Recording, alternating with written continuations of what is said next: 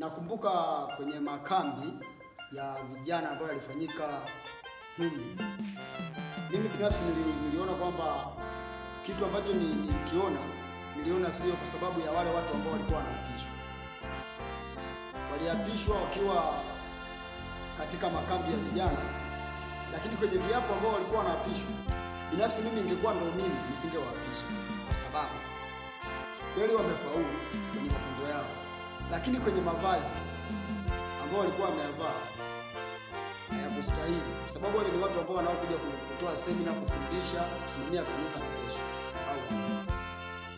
Kwa hivi mimi binafsi nilikuwa na shauri kwamba viongozi, watu hao wanaokuwa wanawaapisha wakiwa hapo kwenye makambi ya vijana au mafunzo ya master guide, waapishe ambao watu wamekamilika kwenye mafunzo ya maneno na mafunzo ya kitabia na muonekano kwa ujumla.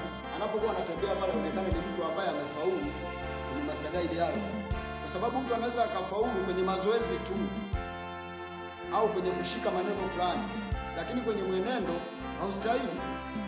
Mtu anapokuwa anakuja anasimamia, anafundisha watoto mavazi, sketi ni fupi, alafu mtu anaambiwa katoka kwenye mafunzo ya master guide anafaulu. Afaulu nini sasa? Anaweza karibu hata vijana anaowafundisha watoto wanaweza wakaiga. Mimi nilipokuwa naona na wakati mwingine kanisa linapiga kelele, mchungaji alisimama pale pale watu wanaapishwa, alizungumza, mimi nilisikiliza vizuri kwamba master guide, vijana mnapokuwa mnafaulu, hata mavazi yaonekane kwamba wewe ni mtu ambaye umepitia kwenye mafunzo ya master guide. Kanisa haliwezi kufundisha vitu tofauti na hivi mnavyofanya. Kwa hivi master guide hao wanapokuwa wako kwenye makambi, wajaribu nao pia wanaoapisha viongozi, waapishe watu kweli walio faulu, kweli wamemaliza kila kitu, na hakuna kitu kibaya kama hivi vinavyoonekana kwenye mtazamo wa watu. Mavazi, watu pale wameapishwa wengine mavazi mafupi yako hivi kabisa, tunaangalia kwenye mapaja watu wamesuka pale.